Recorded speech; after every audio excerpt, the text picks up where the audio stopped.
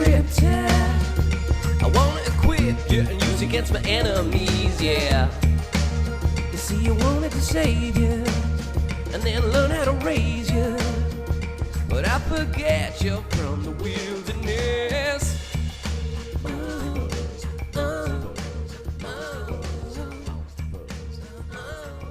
Zoom, zoom, zoom, zoom. I want you in my room to spend the night together so we can have good audio quality. Check it out. That was very good. Usually I have a second verse from you, but I think the second verse of this one should be, we're going to Ibiza. They have lots of audio quality, and Rob and Eamon have it, the audio quality. So that was great, actually. So they have a Venga Boys medley to start off the podcast, which reflects our want and desires to be able to record the podcast together rather than over Zoom, which is less than ideal. I think as well we'll probably do an episode on whether that one in the Venga Boys was actually a man as well at some point, will we? Which I suppose nowadays no one would really ask a question. You just be like, sure, that's grand. You know? They wouldn't care. Those rumors were going around. That was it was different times. That was one of those things. That is the phenomena of like schoolyard urban legends that travel across the globe. I actually seen a Reddit thread about this years ago where like people in high school in say like Missouri were telling people that Marilyn Manson had his ribs taken out so he could suck his own Mickey, and we were saying the same thing here. And the Venga Boys lead singer having a willy was one of those. And was there any more? Marilyn Manson was Richard Gere putting hamsters up his arse. Wasn't that one of them? That was one of them. And then more recently, Lady Gaga having a Mickey as well was one, wasn't it? What is it? Is it just they say to try and, I suppose in the schoolyard, what I'd imagine happens here, because I remember hearing that and they're like, oh yeah, one from the Venga Boys is actually a fella. And it was the lead singer one, like the African looking one. I was like, she's lethal looking. I was like, oh no. I was like, what does this mean? Because you're like 13 or whatever, so you don't know what's going on. So I wonder, is that what happens? The guy who starts it is like, I don't know, maybe does he have questions about his own sexuality or something? Maybe, so he throws this in to see what he's like. Yeah, it's like, that thing where you'd be everyone sharing the room and someone's like, do you ever think of fellas? Like, huh? What you mean, like playing football and all? Like, playing football and everything. I suppose nowadays at least it's good because people are a lot more open about stuff like that. So you just be like, oh, I'm really gay, and you'd be like, all right, cool, good for you. So that's nice. That's a good thing. I think your man wanted to get pegged by the lead singer of the Venga Boys, to be honest with you. I'm quite attracted to her. If I was to let everyone peg me, which I'd have no rest. But if I was to let anyone peg me, maybe she's in the running.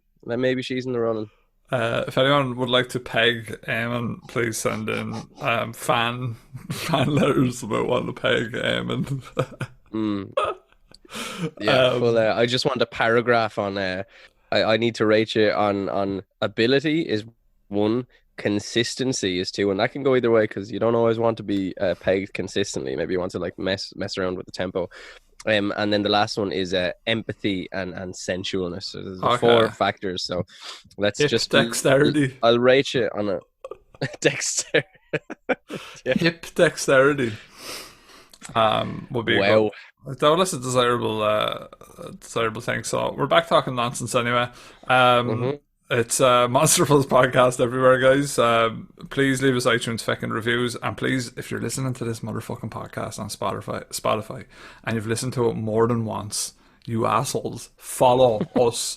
So that's just good for us. So it helps with our rankings and stuff. So if you like the podcast, please follow.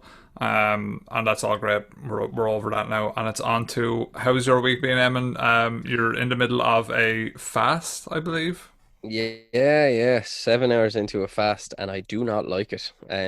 My old lad's decided he's gonna go for a fast on a Wednesday. So in a display of solidarity, I've said, yeah, that's grand. Sure, I'll try it this Wednesday as well and not eat. And also the fact that lockdown is just turning my fucking belly into a bag of milk.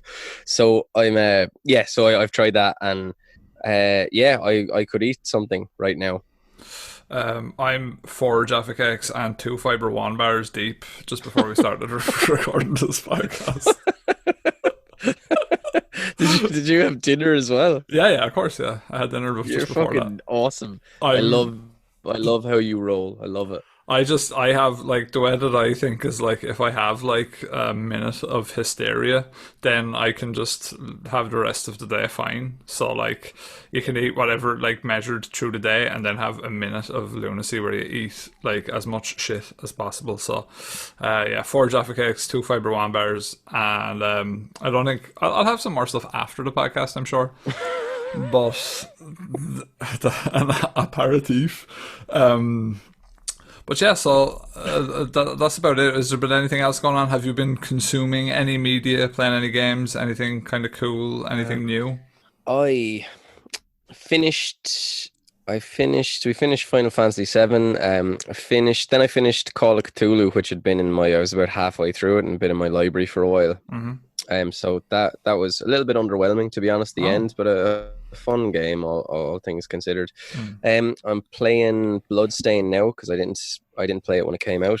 And I'm also playing Inside again, which I didn't play. It came out, but I really like Limbo.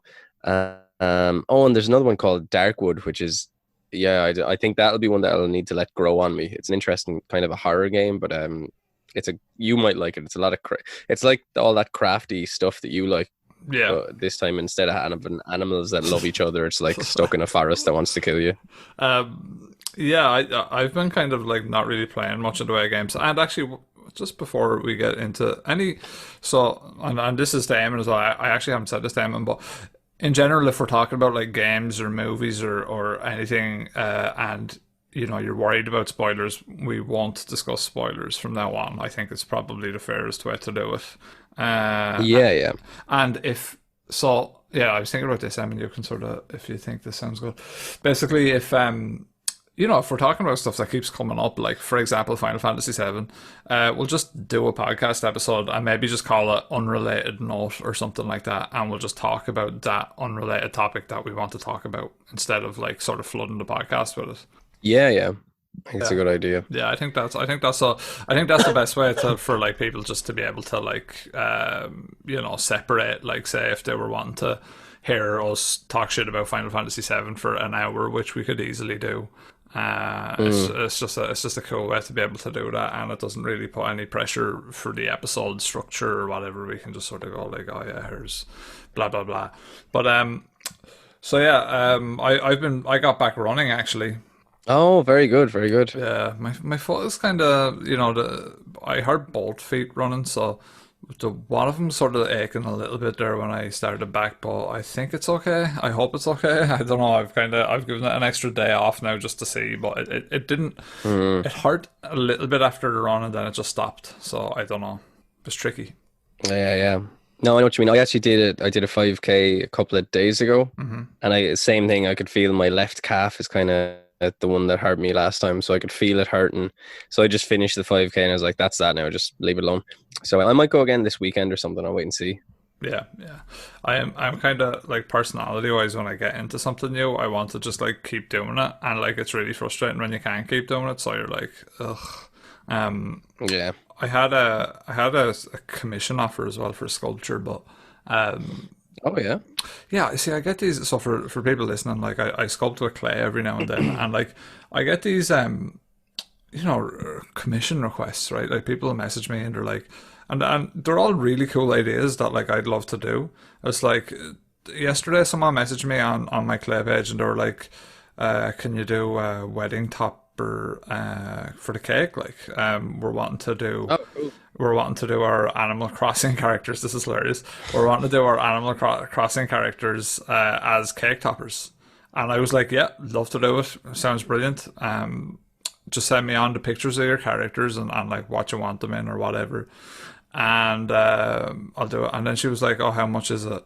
And I was like, well, it would be between probably 50 to 100 euro. Like, that's kind of like, for time, that's about how much it's going to cost. Like, and then they just ghost you. Like, and it's so annoying because, Really? Yeah, because, like, I think people expect this shit to cost nothing because, like, you can buy cheap plastic tat off Wish or whatever. But, like, to hand fucking make something, like, it's... Yeah, of course. And I've had countless... things like that where people will be like, oh, and like I've never quoted anyone over say €100. Like it's always been quite reasonable and most of the time cheap. Like, and I'd be quite transparent. There was another girl who wanted like say something for her son's room. He was into like Pokemon. And she wanted something framed, and I was like, "Oh, I could actually do really cool stuff with that." And so I started getting my mind going, sending her ideas, blah blah blah. She fucking ghosts me then, like, and I had spent hours like sort of researching and going, "Oh, this would be cool, that'd be cool." So like, yeah, I'm sure if anyone here is like an artist or anything, they'll probably go through similar things with people. It's quite a frustrating process, but yeah, so it's just annoying, It's a weird one as well. Like if you're going to spend that amount of money on a wedding or whatever, Yeah. It's like, well, what's an extra 50 or 100 quid? They could just buy two amiibos, whatever the Nintendo thing is. But sure, they're like what, 20 quid each? Mm-hmm. So like, that's More. probably going to cost you in around the same. Yeah, like if that's something you want, people don't just, they're like, oh, you're getting married. That's awesome. I'm so happy for you. I'm going to like waste 3 or 4 or 5 hours of my time. Yeah. To do this for you, gratis. Yeah, I know people are a bit shitty like that sometimes. I wouldn't mind, but like it'd be so cool. It would like really be a cool wedding thing. That'd go viral on like if you posted that on like the Nintendo subreddit or something like that, people would eat that shit up. It'd be a really cool. Cake. Yeah. So yeah, it's a shame, but I might actually just make it anyway and just like sort of advertise it. But yeah, that's a sort of unrelated rant for today. But today we're talking about British big cats, or BBCs for short. Do you like BBCs, Evan? Yeah, I love BBCs. I like it when my husband lets me have some BBCs. British, nice. So yeah, British big cats, aka BBCs. So like the thing about British big cats is that like that's kind of interesting. Is England or Britain in general and Ireland are areas that have no sort of native wildcat population of any sort of large note anyway. There's Scottish native cats and they're quite small. So there's been reports over the years, sometimes up to 1,000 a year, of these big cats terrorizing the English wildlife, the English like people. And it's quite interesting because I mean, how did they get there? What are they actually? Is there a breeding population of a wildcat somewhere around? It certainly seems to happen enough that something's going on. And they have sightings as recently as last year. One of the interesting things about it is that there's like very few carnivores in the UK and Ireland. Badgers are the largest land carnivore, and then the Scottish wildcat is the only native cat, and that's tiny. Like, so the Scottish wildcat, by the way, which we will mention again in this episode, is about the size of a domestic cat. It's like maybe a little bit bigger. They're kind of cute looking, but some of the famous big cat names are the Surrey Puma, the Beast of Exmoor, the Callus Cat, and the Beast of Bodmin. But really and truly, there's like probably 50 to 100 famous British big cats, I think.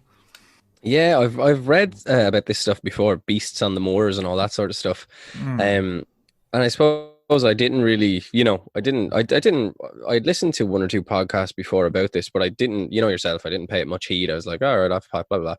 But in my mind, I suppose, I guess I always was thinking like, oh, well, it must be, something escapes from a zoo, or maybe someone gets like something as a kitten or as a cub rather, and then maybe says, oh, like, people flushing alligators down the toilet and all that, and they're in in the sewers of cities and all that sort of stuff. You hear kind of, or snakes rather, not alligators. You won't be flushing an alligator down the jacks. But you hear loads of weird stuff like that. Which is so it's pretty interesting. Actually, a fun little tidbit is that apparently in Dublin Zoo years and years ago, they found the wolves were actually trying to dig under their fence to get out into Phoenix Park. And like they'd been doing it for ages and kind of covering it up and being careful, but eventually the zookeepers must have found it. But I suppose in a situation like that, you could have had, let's say 2 wolves escape, they mate for the pups manage to survive. That could be another thing where you have like wolves out in the land, feasting on the deer of Phoenix Park, maybe. Yeah, Phoenix Park for people like that aren't from Ireland. So like Dublin Zoo is very close to Phoenix Park. Is it in Phoenix Park? It's right beside it. Yeah, it's actually right inside. So if you go in, like say the gate that comes up from the Liffey, it's pretty much like yeah. I think it is technically it's inside Phoenix Park. It isn't. So yeah, if these wolves actually successfully dug out, there's actually like deer and stuff that wander around Phoenix Park. So it could have been a interesting spectacle. The boys could have had a hunt, for the night. There was actually a thing recently as well. This is going back a little while. Just as lockdown commenced, I think there was something published about a strange footprint they found in Phoenix Park. So it was like the some sort of potential cryptid. We'll have to figure that one out. Yeah, so that'll be something that comes up in this episode as well as paw prints and things like that. So what do they look like, Eamon, these reported beasts that we're talking about here? These savage cats. So most commonly they resemble large black cats, sometimes panthers, jaguars, but also lions, tigers, and even a spectral black dog. So that's where you get away from maybe these have escaped from captivity, blah, blah, blah, into like, oh, now it's just a ghost ghoul sort of animal thing going around the place. A ghoulish fiend, yeah. No, there's definitely a supernatural element to this kind of stuff, which makes it very interesting as well. There's so much literature on these big cats and also on things like the black dog. There's like so many references to black dogs throughout cultures and all that stuff. So you could really do episodes on each of them and probably dedicate an hour to each of them. So what I tried to do in this one is just sort of condense some of the more interesting ones. And one of the ones that I thought was more interesting was the Surrey Puma. So Surrey is a county in southwest England. Sightings of the Surrey Puma began in 1959 and have continued as recently as 2019. So it's kind of good with Tiger King being out now that we're talking about like big cats and all that. So it's there might be like an English... What would an English Joe Exotic be called? Joseph Regal. Joseph Regalman. I don't know. Gentleman Exotic or something. Yeah, something like that. Gentleman Exotic. One is exotic, isn't one? Something like that. Something like that. And what would he wear? What would like an English version of a Joe Exotic wear? I suppose I'd be going the opposite way because Joe Exotic's kind of like that sort of American gun-toting, like check shirt or army fatigue kind of baseball cap, sunglasses, aviators kind of a guy. I would say that the English guy who would keep dogs and stuff like that, like Rhodesian Ridgebacks and Great Danes and very sort of sophisticated dogs, I think he would wear those riding pants with boots. He'd carry the horsewhip around with him at all times, just as part of the thing. I would say a smoking jacket that he would never smoke in, and a sort of a shirt with a bit of a frill collar perhaps, and his hair would always be on point. You could set your watch to it. See, that's where you and I differ. I think an English Joe Exotic would wear like a Burberry cap with like a Kappa tracksuit and like some some like Reebok Classic runners and like a gold chain. And he'd be in the zoo sort of with all these lions and shit, because he'd be the closest to like white trash, because Joe Exotic is fairly white trash really behind it all. So if you were to just do it on a you want to have like trash, a chav trash kind of a thing. Yeah. If you were to do trash for trash, he'd be like that. But your version is definitely probably more plausible in England, I think.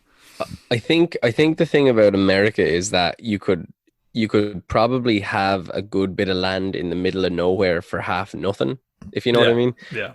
Like I saw a little Vice documentary a while ago about a girl who lives, she's the only person in the whole town. I can't remember how big the town is, but big. It's like a sand town, sort of a deserty dirt dust kind of a place. Right. And like it's just her, in the whole place. But basically she just moved there and she's like, yeah, I'm just going to live here. So it's my town now. Whereas in England and Ireland, like it's too small to have it's too small for someone who doesn't have a lot of money to be able to get something where they could like have a lot of wild animals, you know? Yeah, well, a lot of England is actually sort of claimed as like national parks and things like that, and it has vast amounts of national parks, which is pretty much where all these sightings occur. While England is quite a small island, there is quite a lot of wilderness there. So yeah, do you want to talk about the first sighting in 1959? Yeah, so the first sightings were recorded in 1959 when police received numerous reports of big cats in the Farnham area, which would be kind of on the Surrey-Hampshire border. So that's 1959. As we go on into 1962 and 1963, there's two more recorded sightings, again near Hampshire, referred to as cat-like beasts this time. So I assume they're talking about, you know, something that they would have seen in the zoo and not like, oh, it's like my little tabby, but beastly.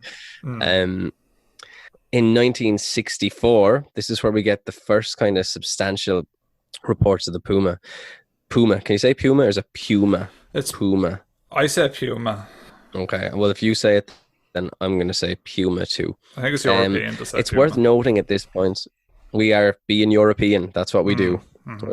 It's worth noting at this point that the native badgers or foxers would not be regularly, if ever, attacking animals bigger than chickens. So in August 1964, a bullock in Bushylease Farm was found severely lacerated. Following press coverage, numerous reports of contact with the animal, they dubbed the Surrey Puma, came to the press, ranging from some sort of fanciful sightings and some that were taken seriously by police. At Godalming police station, there were 362 reports received in a 2-year period. The station from this period kept a cast of a 5-inch paw print on display, identified as that of a puma by London Zoo.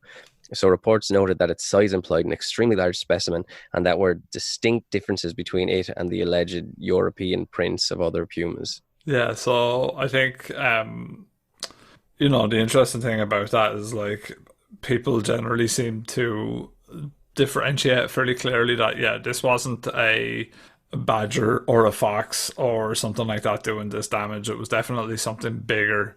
And yeah, it became sort of a sensation at the time, back in 1964.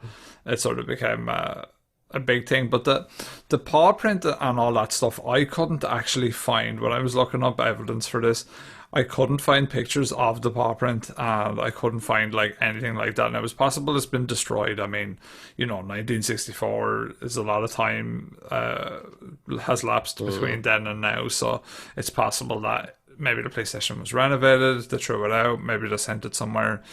But it is noted that it's worth noting that I couldn't actually track down anything to do with that. But here's an interesting prints, yeah, it is. It's weird. Yeah, but here's another case from around the time. It's the same kind of thing. It's a man was picking blackberries at Munstead near Godalming, was confronted by a wild animal that spat at him.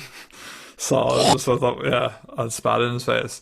Its description fitted that of a puma, and plaster casts of paw prints confirmed that the belief that a big cat was in the area.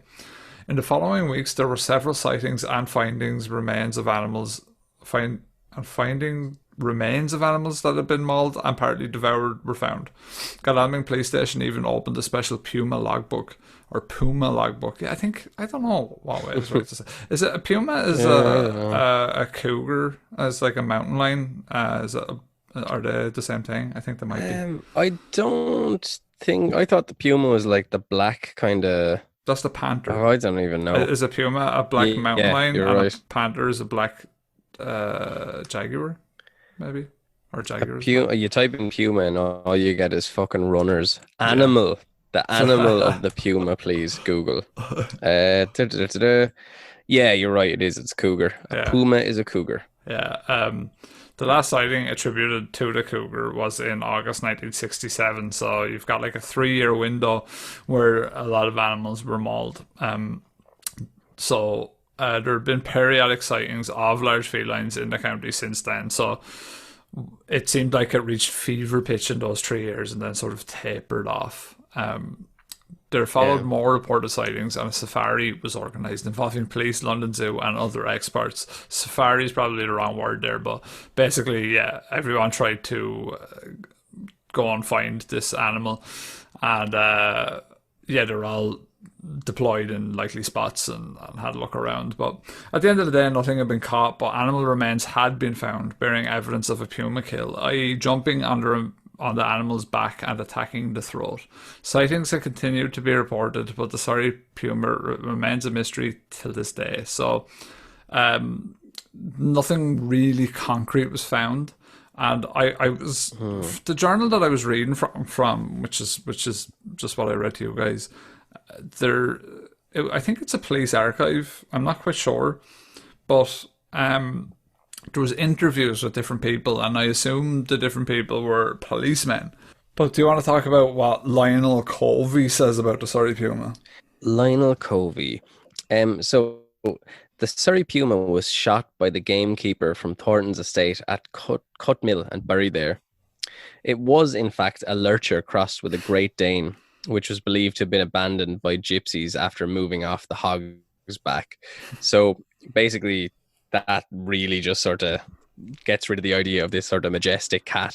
You know, it's just like, oh, it's actually a mongrel of like a lurcher that's like a greyhound type thing with a Great Dane. Yeah, I think I don't really believe that one. When I read that, it kind of seemed like the guy was being dismissive, and he was sort of like, "Oh yeah, that was just a Great Dane," because a Great Dane, I don't think, as far as I'm aware, wouldn't kill animals in the manner that was described. It sounded like this was definitely a cat style of attack. So, yeah. But it sounds like this guy. And I think as well, Great Danes are quite. I could be wrong, but I'm pretty sure they're pretty docile, aren't they? I know they're big and stuff, but I don't think they're quite. Yeah, I'm not sure. You put one into the wild, maybe. I'm sure. Look, different story, but. Part of me sees them as like guard dogs, but I don't know for sure about that. I don't know. Lionel Covey is full of shite anyway, so yeah, I don't believe. See you later on, Lionel. Yeah, I don't believe that it was a Great Dane anyway. So from 1964 up to 2005, we have a plethora of sightings. Some highlights include, this is just a quick rundown of more sightings in that area. So in 1968, a farmer claims to have shot a puma, but couldn't provide evidence. So I don't know what he had to gain by that, but it sounds like maybe he was talking it was ours. And this one is interesting. Hair samples taken at Pease Lake were identified as puma. Again, I looked for sources on this to try and back up what I had read, but I could not find anything. So I just got this from the wiki. The wiki states that there was hair samples taken, and that's about it. There is no sort of evidence further than that. There's a Lynx sighting in 2005, and if you want to give us a rundown of that one, which is quite interesting. Yeah, so a Mr. Fowler visiting with partner Winkworth Arboretum, which is quite a name. They sent their video camera footage to a local newspaper, which they reproduced and stilled. So they described the animal they saw as gingery brown colour, about the size of an Alsatian dog, but definitely not a fox. Surrey Wildlife Trust Ranger Mark Havler, having looked at this, believed it was an Iberian lynx, Lynx pardinus, and received 15 calls of sightings of similar in the 2 weeks thereafter. And many were actually backdated. So that someone said, "Oh, actually, I saw that article, and I think I saw something like that 3 or 4 weeks ago." It is always interesting whenever we do these, you know, when we're looking at the history of stuff and people are reporting things. It always seems like as soon as one person says, "Oh, I saw such and such a thing," then they just start coming in fast. Like we saw that a lot with Spring-heeled Jack as well, that we recorded, you know, last week or the week before. Yeah, for sure. Spring-heeled Jack was on the attack. There was plenty of people seeing him having the crack. See that? He was. And also, Michele Membe had plenty of sightings and would probably have way more if he wasn't in the Congo. Basically, I think the only thing that was hindering people from seeing Michele was that he was just so remote. And, you know, we had it with Mothman. We had it with all of them, which is basically one person sees it, then everyone sees it, yeah? Yeah, exactly. So it's like that, you know, mass hysteria thing mass hysteria on a lower level. So moderate hysteria, Yeah. I don't know what you'd call it. Temperate hysteria. Yes, tempered hysteria. So reports that year logged at the Surrey Advertiser headquarters were of more than one non-native wild cat in the borough of Guildford and neighbouring districts. Some of spots and a bobtail on a sandy-coloured animal, suggesting a lynx. Others of no spots and a long tail, which could mean a puma. 2 residents' walkers' names were included in their published overview report across the years since 1960s. The reporter interviewed the animal liaison officer of Marwell Zoo outside of the sightings area to assess whether the old findings were linked, the old and new findings were linked, and explained the need for sufficient breeding pairs given these animals' wild lifestyle. With, say, a 1 in 99 likelihood in ideal conditions of having multi-generational offspring, if the first alleged sightings were true, and he expressed doubt on the veracity of most reports. You said, So you said there instead of instead of the need for sufficient breeding pairs given these animals' wild lifestyle instead of lifespan, which I thought was really funny there. wild lifestyle. So I just imagine a lot of fucking pumas drinking cans in the woods. Fucking draw. Yeah. Going to rave. Yeah, literally. Yeah, so what was it he was saying about the pumas living in the wild? So he said if there are black pumas living in the wild nowadays, they will be 2nd or 3rd generation animals. So to keep this recessive gene in the wild here is unlikely, especially in Surrey. However, lynx and puma are a possibility. It would take 6 to 8 animals living in the same area to keep a species line going.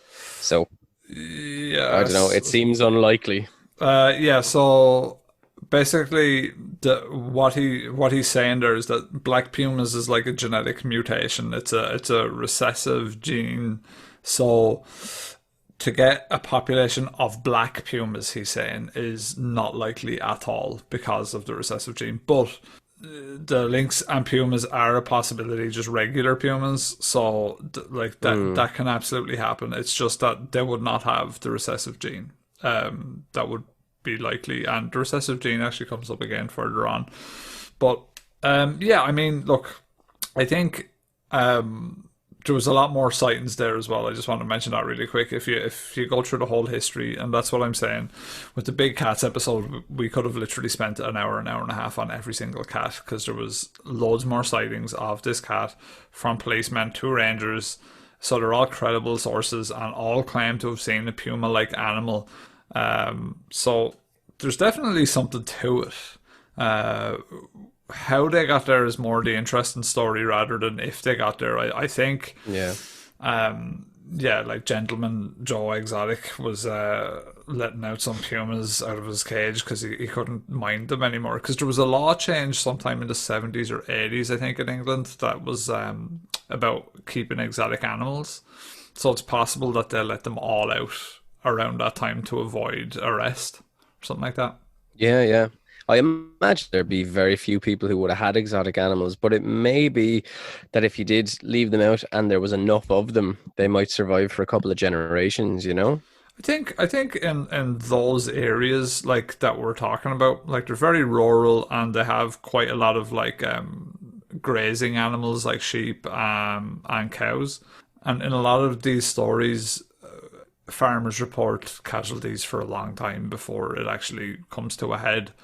So it is possible that one, without even a breeding population, could live for maybe 3 years, 4 years, you know? Yeah. So it's just, you would think that I suppose maybe it'd be tricky to see the... Yeah, it's just, I suppose, for the long...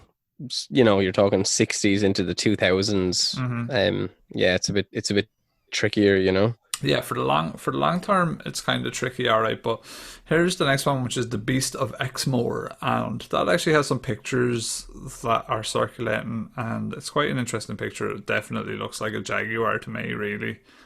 Yeah, definitely. It doesn't look like anything else. It's kind of spooky looking, but there have been many sightings of this beast. Again, however, the official Exmoor National Park website lists the beast under traditions, folklore, and legends.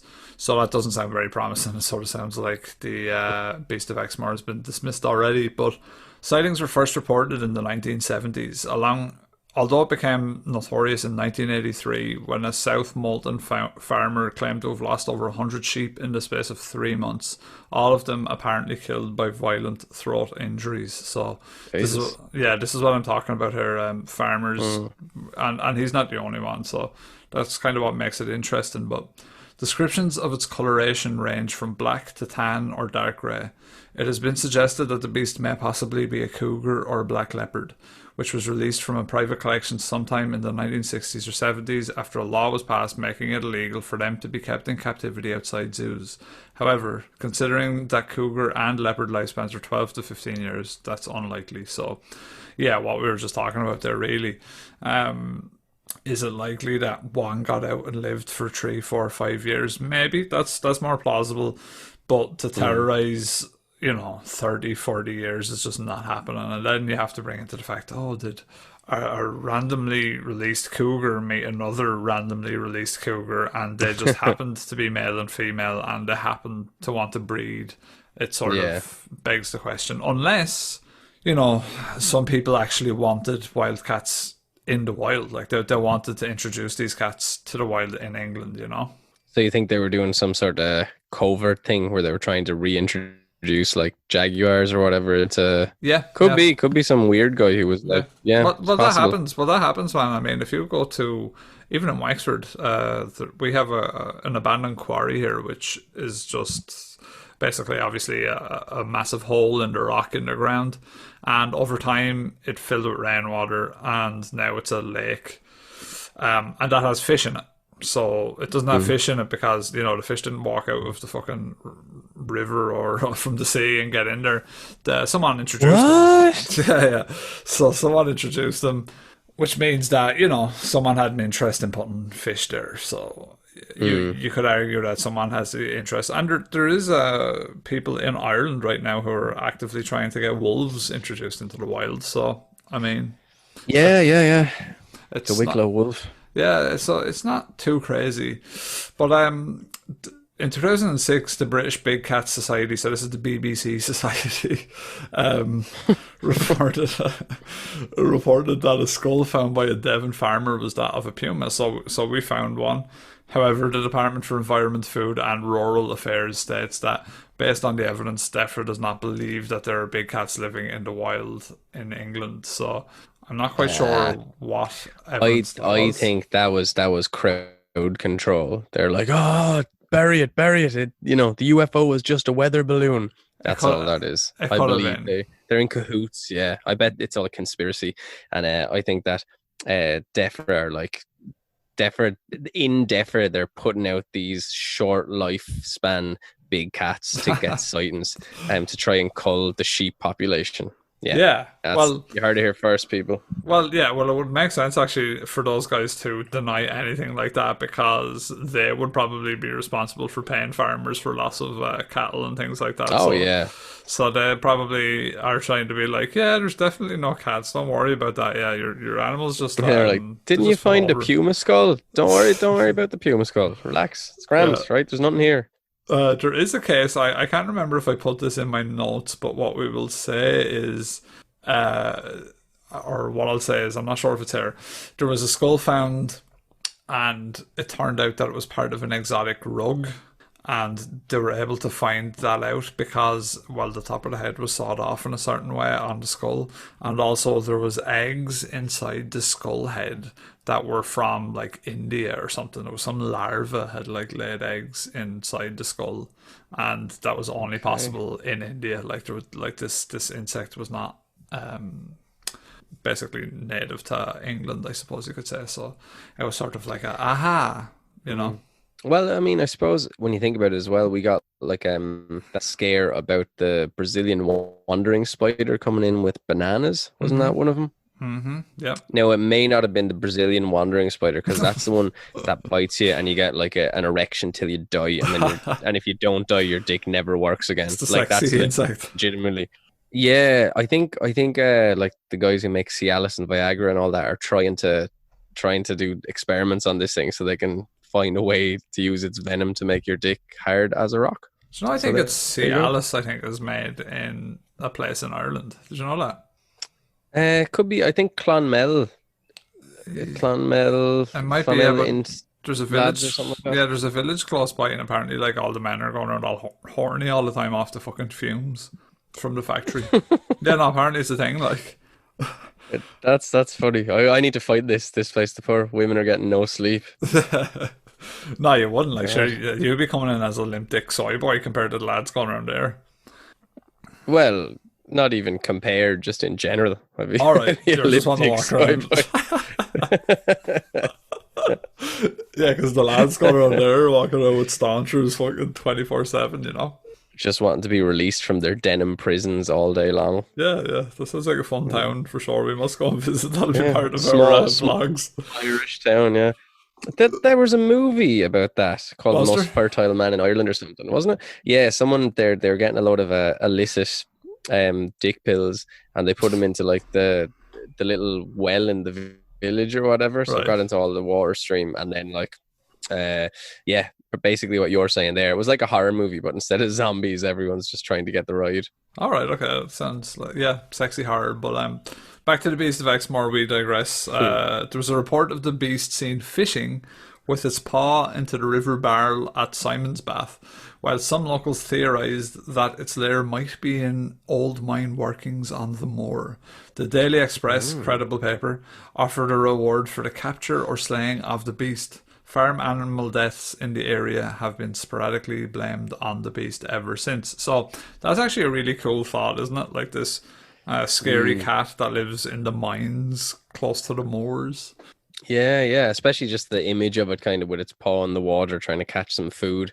Yeah, and then it has its own lair.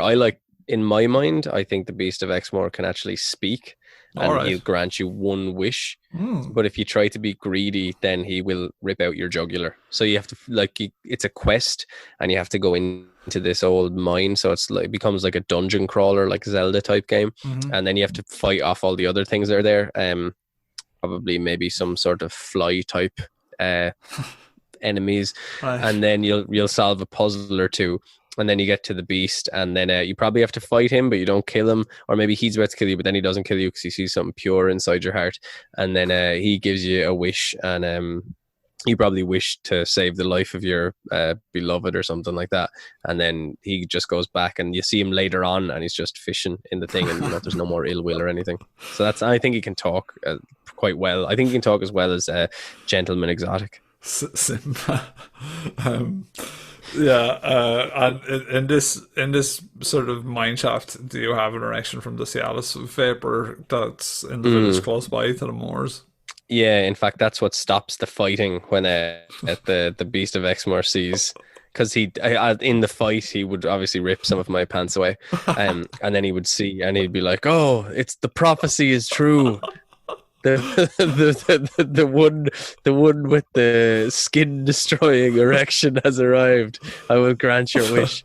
And then a timer starts to go down, because when he grants the wish to save your girlfriend or whatever, but there's only 3 hours left to hard dick, so you have to clear the game before you get back to your girlfriend. Ah, yes. Good game. Before me is the soy with the hard willy. They said that it couldn't be done. But you have proven your worth, soy boy. So it's the soy boy mines. This is an ancient story. It's an Aesop's fable. Is what that is. Yeah. Soy boy. If you want to read up about that story, I'm sure you'd find it. Is it Aesop's or Aesop's? Aesop's fables. AESOP, I think. Aesop. Yeah. So it's an Aesop's fable. Is the soy boy with the Cialis Mickey? I believe is the title. Yeah. Soy boy with the Cialis Mickey. That's the title. He was having an off day that day. Yeah. So do you want to talk about the government's involvement with the Beast of Exmoor? I thought we were going to talk about the government getting involved with trying to put a ban on hard dicks or something like that. Anyway, Anyway, so soon after 1983, in response to increased reports of livestock death and sightings of the beast, the Ministry of Agriculture ordered the Royal Marines to send snipers into the Exmoor Hills. Wow. So this is like the start of a movie where they turns out they're actually going after werewolves. Yeah. Anyway, so and I think Dog Soldiers is the name of that movie. So fun movie. Although some Marines claim to have seen the beast fleetingly, no shots were fired, partially because of the risk of the Marines' high-powered sniper rifle bullets passing straight through the creature's body and then causing injury to humans or livestock. And also the number of attacks on livestock had dwindled. Right. So, interesting one there. During the search, the Marines' commanding officer was quoted as saying that their quarry behaved with high, almost human intelligence and always moved with surrounding cover amongst edges and woods. The edges. So again, pointing to a werewolf. The edges. Fencing and edges and woods. The edges and the woods. Ultimately, the Marines were recalled from the field, after which the attacks on the local sheep allegedly increased. Yeah, so that's pretty it was a intelligent panther. I've now lost my teeth in the edges. Yeah, like Red 13, but like black. Yeah, so 1987 was it that the creature was connected with 200 farm animal deaths. Wow. So there was more recent. Crazy. Yeah, there was more recent attacks where it was reported between 95 and 2001.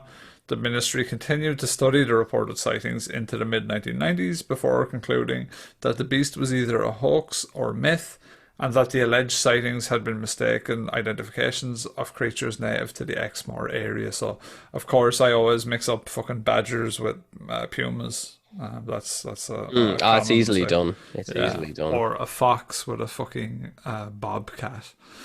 They don't really look alike in any sort of way, shape, or form. So no, there's definitely something to all this. I mean, to get to the point where they're sending fucking Marines in to check out the situation, and there's so many reports, like across the board, across the UK, that it really seems like there's some shenanigans afoot. I just don't know. I'd be very surprised if there wasn't. Yeah, I think you're totally right. I'd be really surprised if there wasn't at least one big cat. Yeah. You know. Yeah. So on to the Callus Cat. The Callus Cat is a real life hybrid cat. So this is a cat that was thought to be a hoax, but it was snared by a gamekeeper. So it's larger than a domestic cat.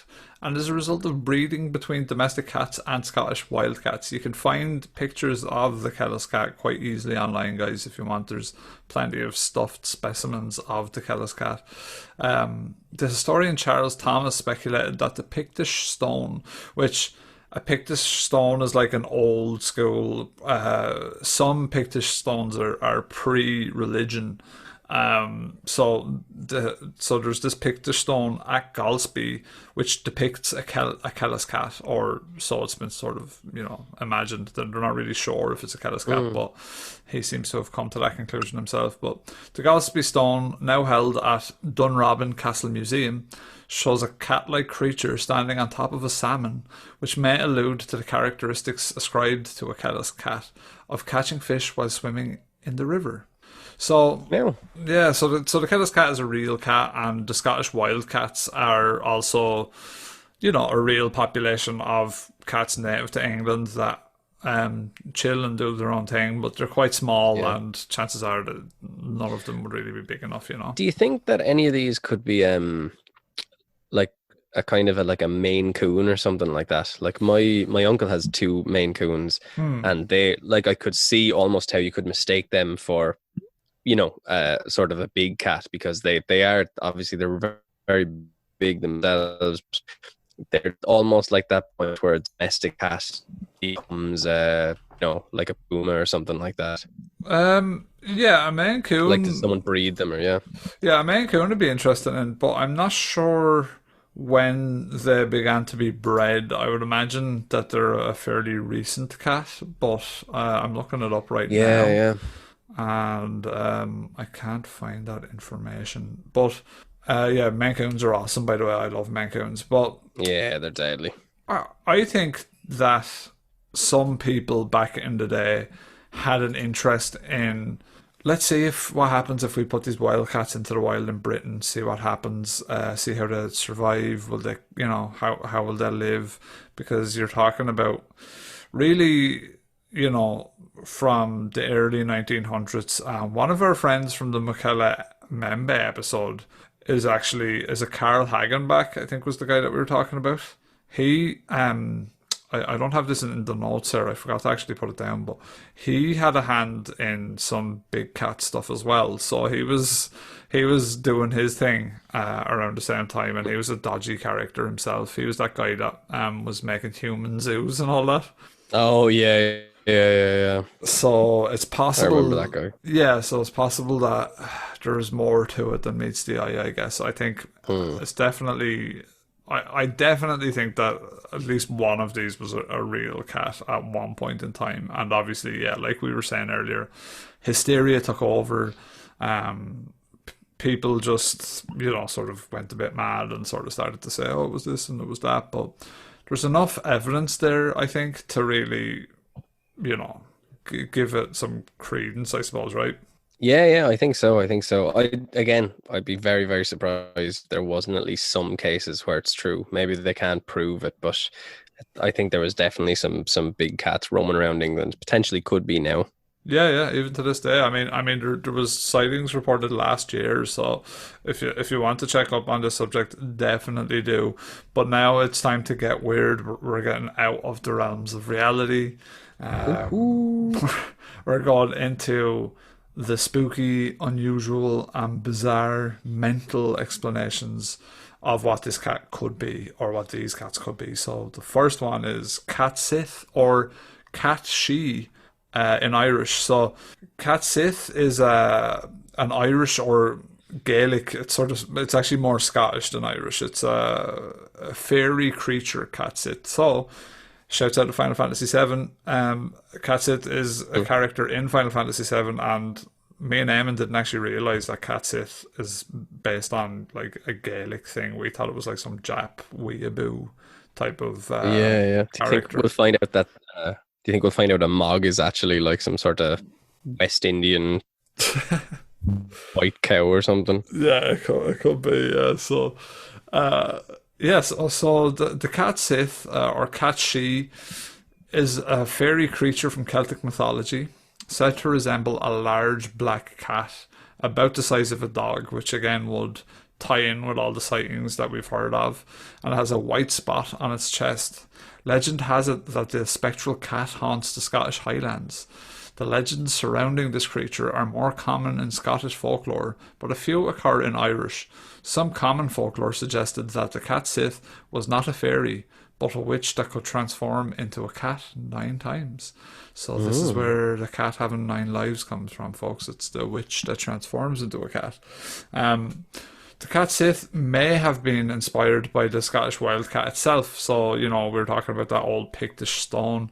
It's possible that these black melanistic wildcats, which were sort of an offshoot, maybe were given a different type of street cred, Eamon. Do you know what I'm saying? So some street cats. Yeah, they were like, oh, these cats are cool. These are the black ones. So we'll make up some mythology about those guys, because they're a bit unusual. Yeah, so... Yeah, well, like you said, there's a lot of stuff about, black cat crossing your path and all that stuff. Yeah. There's stuff there. Yeah, it is possible that the legends of the cat Sith were inspired by Callus Cats, which are a distinct hybrid between Scottish wildcats and domestic cats only found in Scotland, which we know. We just went through all that. A weird folktale. Eamon, do you want to talk about the weird folktale? The British one? Yeah, so... in the British folktale, The King of Cats, a man comes home to tell his wife and cat, Old Tom, that he saw 9 black cats with white spots on their chests carrying a coffin with a crown on it. And one of the cats tells the man to tell Tom Tildrum that Tim Toldrum is dead. The cat then exclaims, "What? Old Tim dead? Then I'm the king of the cats." Old Tom then climbs up the chimney and is never seen again. It's a really bizarre tale, isn't it? I'm not getting it. I'll come back to that one. Hmm. But yeah, the people of the Scottish Highlands did not trust the cat Sith. They believed that it could steal a person's soul before it was claimed by the gods by passing over a corpse before burial. So that's similar to that black cat sort of crossing your path, I suppose, crossing your corpse before the burial.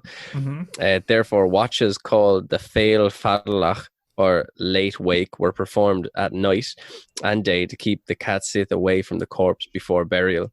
Methods of distraction, such as games of leaping and wrestling, catnip, riddles, and music, would be employed to keep the cat Sith away from the room in which the corpse lay. In addition, there were no fires where the body lay, as it was said that the cat Sith was attracted to the warmth. So yeah, so it's really interesting and cool little historical lesson about what the people in the Scottish Highlands thought about this cat Sith. But I remember hearing about cats, and I'm not quite sure if this is true or not.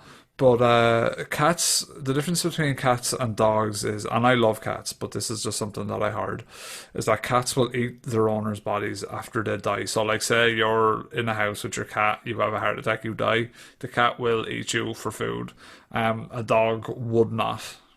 So it could be horseshit, but it's worth noting because the cat's like, some poor cat bastard could have died out chopping wood or something, and his wife finds him and a fucking cat's eating his eyeballs out or something.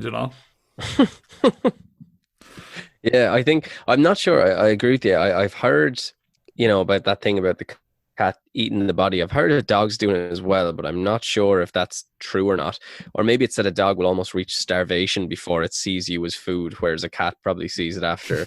I think sometimes a cat will bite you when you're asleep just to check it. Yeah, Like, the only reason that cats, like the only reason domestic cats aren't murdering people is because they're too small and cute. yeah. Like, they have the instinct of a big cat, Yeah, they're like even in Tiger King. Like, I only watched that for the first time the other night, so it's like very fresh in my mind. But even that part where I don't know if you've seen that part where he's in the cage and they start pulling him around and he has to take out the gun. Yeah. Yeah, that's like, that shows you how quick it goes from playtime to that type of aggression. And yeah, my cat's a fucking asshole. Do you know what I mean? I love it, but it's a fucking asshole. Yeah. And cats are, it's like that old saying, dogs have masters, cats have slaves. Like, that's there's a reason people say that. Yeah. So, but it's worth wondering, is that why so people in Ireland, for those unfamiliar, hate cats. Like it's like, most people hate cats. Now, granted, it's getting better. People starting to have pet cats and things like that. But the old Irish people, or a lot of their like kids, they don't like cats. Like most people, and it's like if you ask them, why don't you like cats? They don't have a reason. So my hypothesis here is that it's a ancestral sort of memory passed down about all this mad shit about cats that they used to think, and I think that that's still instilled in those people, and that's where the dislike comes from. Yeah, I think you're right. I think it's like, yeah, 100%. And as well, like the same reason kids don't like spiders and snakes and stuff like that and have dreams about things with sharp teeth. It's in our DNA that, we were right to be afraid of big cats. And I think that we've domesticated the cat. I think I want to say it's 40,000 years, or sorry, 10,000 years that we've domesticated the cat. But I think the dog is like 4 times as much as that. Yeah. So the cat still isn't, if it even has the potential of getting more human characteristics, whereas the dog has been living alongside us for much, much longer than the cat. Cat was originally, I think it was in Egypt. They used it because they wanted the cat to attack mice and rodents that came in to try and get their grain. Mm-hmm. So it was kind of a symbiotic relationship where you'd sort of let the cat in and he'd kill the mice and eat them.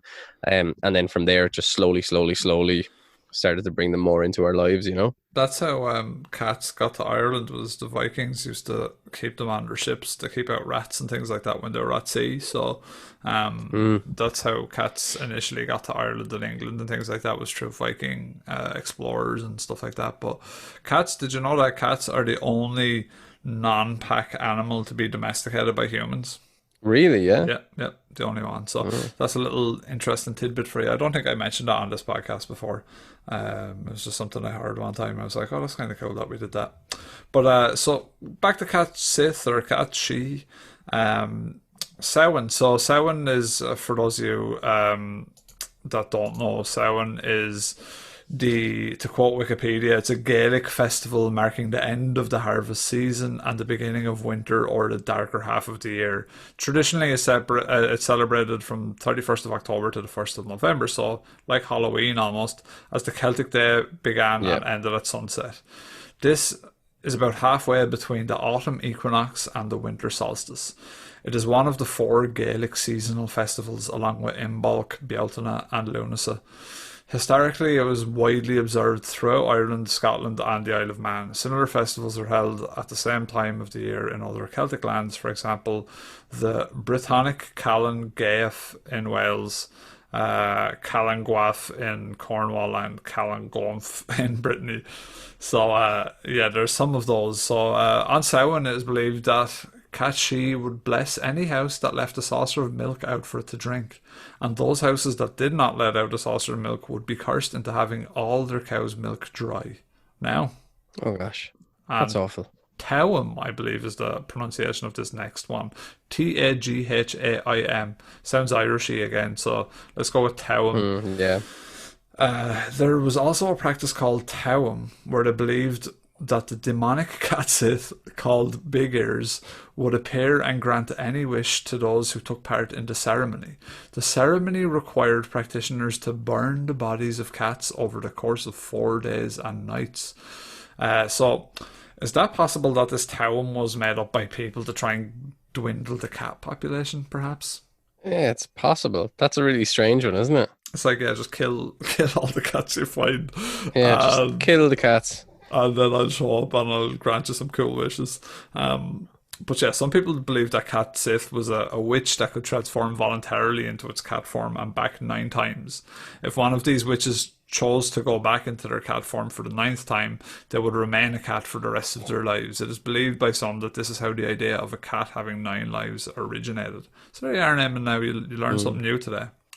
Yeah, I've learned something new today. Cats don't have 9 lives though, because I saw one get hit by a car once and it did not get back up. Sorry. Maybe that was on could have been his last life. Yeah. What are you talking about? That's true. Right. All right. Are you life assuming a cat? I'm assuming a cat's life. Yeah. I'm part of the problem. No, well, we don't know, but cats are fucking waxy bastards, man. Well, the reason is because cats are both predator and prey. So you know the way, like, if you like make a loud noise, a cat freaks out. Yeah. But it also is like constantly hunting. Yeah. So basically, in the wild, they have to be on guard, but also like be ready to strike. So they're both defensive and offensive at the same time. Which is why they're so weird, like, and the way they do, like, that one of the funnest things about having a cat is just watching it do things. So you know what I mean? Like the way they run around and just do really erratic, strange things. It's hilarious. Like, it's great. I love cats. Yeah, they're really fun. Cats are awesome. I don't, people that don't like cats and me don't get along. I don't understand. I just don't understand how you can't like cats. I mean, they're just like, I have a dog and a cat, and I think some people that love dogs love them for like, because dogs are idiots and like they always count on that person, and they're like, oh, you know, he needs me, and it's like, oh, it's their own vanity is what. I don't get that from dogs. I don't like that part of dogs. I'd rather a dog had the sort of self-sustainability. If it had the same level of that a cat has, I'd be quite happy. I think dogs are obviously fantastic, but they are like a large baby. Whereas a cat is just like, yeah, whatever. I feed me or don't feed me. I'm gonna fuck off somewhere else if you don't. And I like that about them, but I can understand why they're not for everyone. But it's just like, come on, cats are cute. Yeah. No, that's it. Like, and I mean, there's nothing nicer than when a cat's just sort of falling asleep on you. And the same with the dog, and you're just relaxing there, and you're with your pet. Like, whether your cat's a bit of an asshole or not, it probably would try to kill you if it was bigger, but it can't kill you, and that makes it cute. Yeah. So, do you want to talk about the black dog? Hey, mama said the way you move.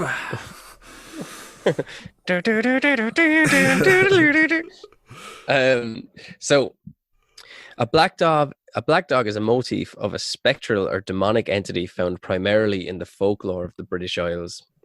The black dog is essentially a nocturnal apparition, in some cases a shapeshifter, and it is often said to be associated with the devil or described as a ghost or hellhound. Its appearance was regarded as a portent of death. It is generally supposed to be larger than a normal dog and often has large glowing eyes. It's sometimes associated with electrical storms and also with crosswinds, places of execution, and ancient pathways. So, the origins of the black dog are difficult to discern. It's uncertain whether the creature originated in the Celtic or Germanic elements of British culture. Throughout European mythology, dogs have been associated with death. Example of this are the Cohen Owen, that's the Welsh, and I definitely didn't say it right. It's The not Garmer, bad. which is Norse. It's not actually bad. Is that okay? I think the W in Welsh is like a U. So Coon Anun. Yeah, Coon Anun. Conan. So you weren't bad, yeah. Yeah, we got there. So the Garmer is Norse, and then Cerberus, which is the one probably most of us are familiar with, the Greek one, the dog, a three-headed dog of hell. So all of these were in some way guardians of the underworld. This association seems to be due to the scavenging habits of dogs. It is possible that the black dog is a survival of those beliefs. Black dogs are generally regarded as sinister or malevolent, and a few, such as the Barghest and Shook, are said to be directly harmful. They may also serve as familiar spirits for witches and warlocks. Some black dogs, however, such as the Gert dog in Somerset and the black dog of the Hanging Hills in Connecticut, are said to behave benevolently. Some, known as guardian black dogs, guide travelers at night onto the right path or guard them from danger. So a little bit from section A and a little bit from section B there, right? Yeah, so the black dog, like there's so much about black dogs, by the way, guys, and it's also the origins of Arthur Conan Doyle's Hound of the Baskervilles is based on sort of the black dog kind of idea. Yeah, Sherlock Holmes, yeah. Yeah, and so again, black dog, right, is kind of like the big cats in that there is so many different references to black dogs in British culture that and just global culture that it's worth investigating yourself. We'll do a dedicated episode on the black dog because there are cases of sightings. The problem with an episode about a fucking black dog is I would probably find a black dog if I walked 5 minutes outside my house somewhere. So it's kind of hard to make the black dog interesting unless it has supernatural things happening around it, I guess, right? Yeah. Like, I mean, you need to have those glowing eyes or something like that. There is, the spectral black dogs, but again, I mean, to try and back that up is so difficult because, as you've said, you'll probably see a black dog if you go out for a walk later. Yeah. I suppose, interestingly, the black dog as well, it's synonymous with sort of mental health and depression. You're said to be like hounded by a black dog if you just can't seem to escape, like a dark cloud, a black dog. So it's curious, a dark cloud hanging over you makes sense. Maybe the black dog thing is that a dog is a man's companion. And so by inverting that companionship and turning it into something more sinister, it's like this is now you're like rather than being your companion, it is still your traveling companion, but it's more of a demon than a guide or whatever. It's like it's trying to hurt you. And then the last thing, potentially, isn't it true that for some reason black Labradors, and I could be wrong about this, but they're like sweetheart dogs, really nice. But there's some sort of gene from their breeding that occasionally a black lab can just sort of crack and go bananas and like attack people. Maybe so. Yeah, maybe so. I'll subscribe to that. I've heard that before, but I'm not sure. Yeah. No, I actually have a black dog story now that I think about it. I'm here reading this and talking about fucking black dogs, and I actually have my own black story that I can offer people. I think I've probably told you about this story. There's actually a picture of me with this black dog on Facebook. It's so funny.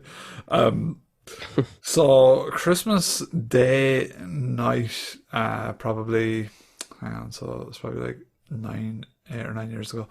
I lived in an apartment in a place called Cromwell's Fort, which is very English actually, to go with the black dog and the English theme.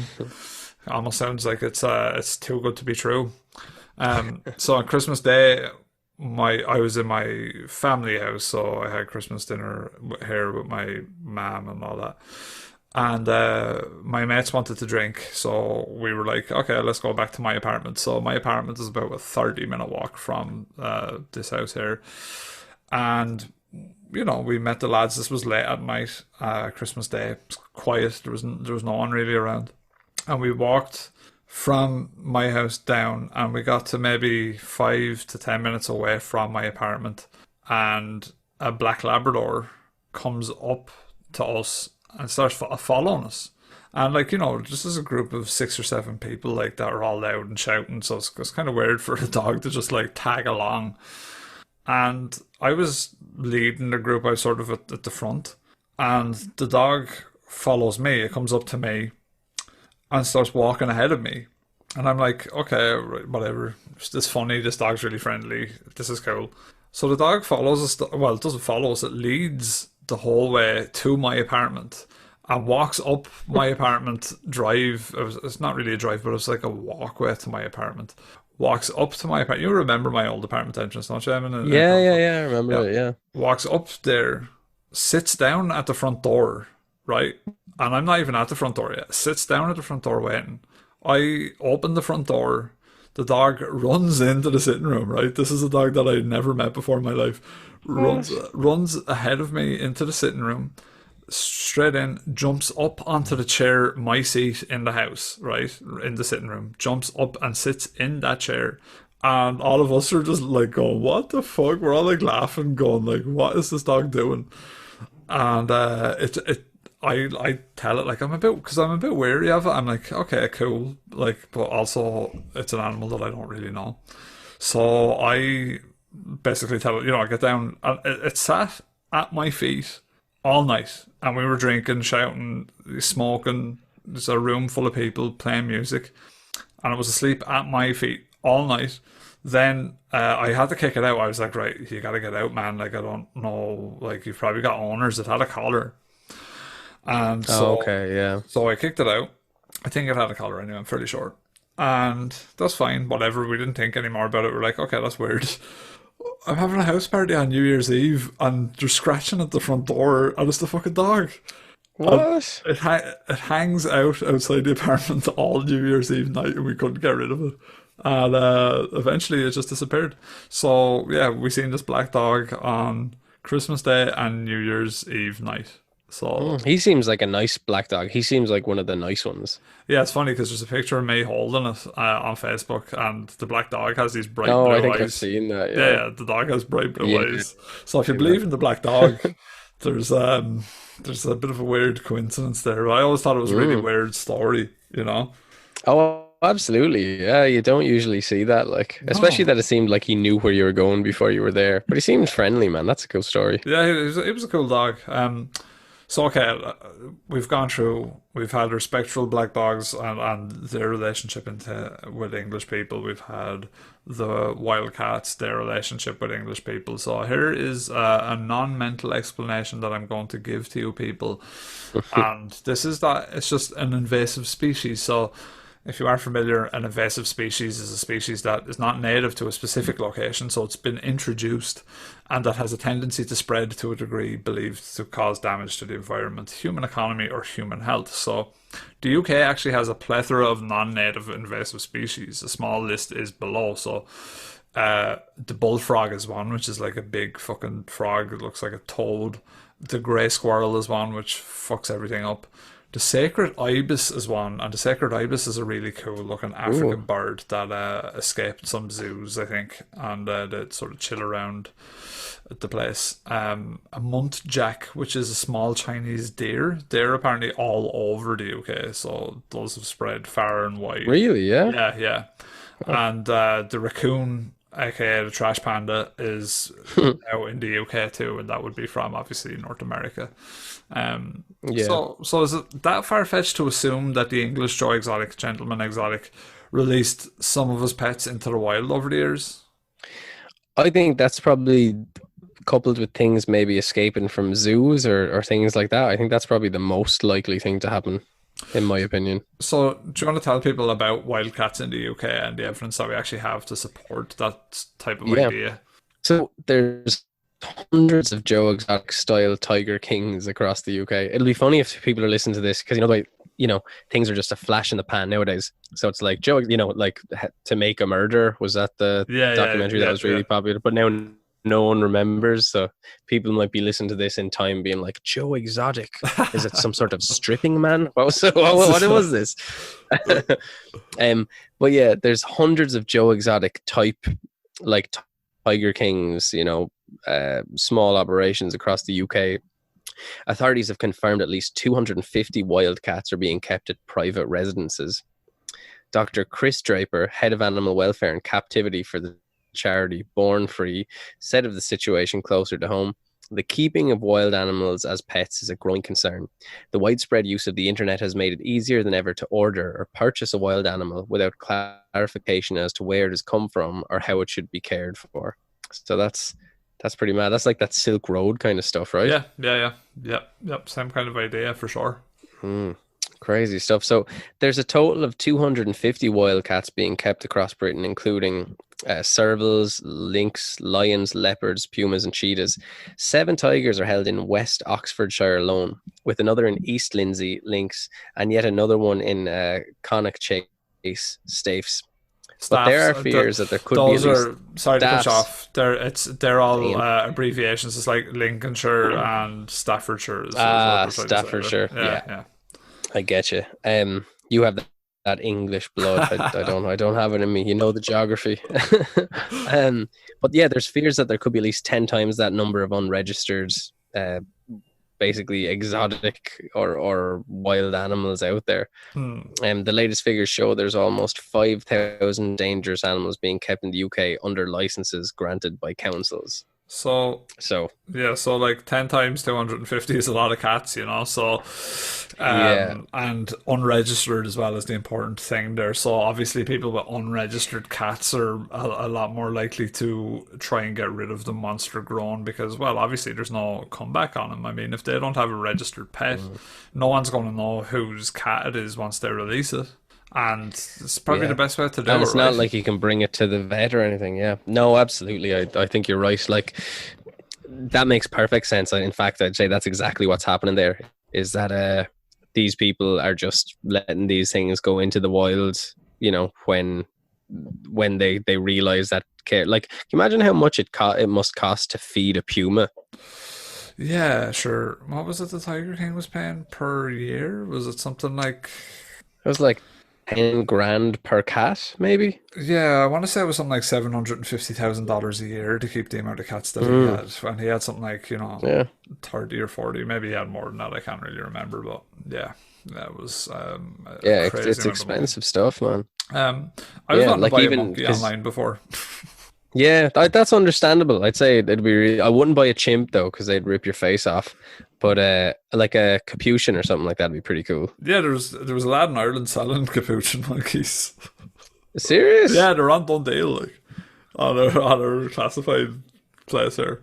It's like Craigslist. It's are you allowed to sell those? Well, I suppose you put up or on is Dundee. I'd say you're probably not allowed to what you want. But I think this was about 5-6 years ago. I seen these maybe. And they're up in, I think. How much is a monkey these days? They weren't that dear, man. But they would cost a lot in emotional hardship. Is what they would cost. That's the true cost of a monkey, is how much of a pain in the fucking arse they would be to rear. Yeah, well, I've just gone on to Dundee to see if I can find a monkey. Thankfully, it's only motorbikes. I think it's a SkyTeam Baja 125 monkey bike. So a lot of monkey bikes here. Some monkey costumes.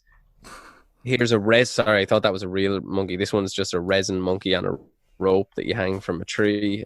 Very cute. €55. It can be yours. Oh, Dundee. So yeah, it doesn't look like we have any.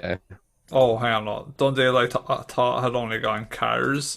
But they do still have an other pet section, but it's fairly crap, I think, right now. Alpacas. There's alpacas there. Yeah, I've seen the animal section, yeah. And some There's a British goats. short hair cross kitten. So yeah, you have Yeah, I see that. all sorts Other of cowboys selling loads of mad shit. So your take on the British big cats, were sort of on the same page, really. Yeah, so it's basically Yeah, pretty much. it's basically the cats that have been released. I suppose the big questions here are: have there been breeding populations? Have there been crossbreeds? The interesting thing about crossbreeds, which I should say, is that all crossbreeds of exotic cats like that are generally sterile. It's just like a genetic thing that happens from those type of inbreeds. So if there was crossbreeding, very unlikely that there would be any long term. You might get one generation out of it, and that's your lot. Places to check out is search the British Big Cat Society, the BBC. BBC, don't search BBC on Google. Search. No, do because you need to learn. Okay, all right, okay. Eamon wants you to search up BBCs, and those guys are look for the look for the wives of the big black cats, because BBC you want to Cook. find out. Yeah, exactly. You just want to figure out who is the wife of the cat. Could they have bred? You know, the popular thing in the cat community to say that the female cat they call the wife of the male cat. That's very normal and not at all suspect. So you should type in BBC and wife and just see where it brings you. Jesus Christ, Simon. What if we have... Oh, I haven't said that we're flagged as explicit on all podcast places. So. We're very sure we'd be cursing and all sorts of stuff. Yeah, so... Yeah, and I tell you, the youth would be able to find it quicker than I would nowadays as well, you know? Yeah, so I think that concludes us. I think we've ended on the low note of BBC. Yeah. Sorry about that now. Sorry about that, everybody. So yeah, I think that's it, guys. That's wrapped up. You have your mental stories about it. You have your factual stories about it. Big cats are maybe something we might visit again in the future if they do, because like I said, there's sightings as recent as last year. So, you know, big cats. Maybe we can talk to someone from the BBC Foundation. Let's just be careful when we're sending out that notification. Just be like, "Hi, are you part of the BBC community? Please get in touch with us." Yeah. So if you're a BBC and you're into looking for pussies in the wild, fuck's sake. Yeah, please do let us know what the crack is. So yeah, guys, that's been it from me. And Eamon, do you have anything to add or subtract from this conversation? No, I just like to subtract most of what I've said in the last hour and a half. Apologies in advance. All right, cool. See you later, guys. Take care.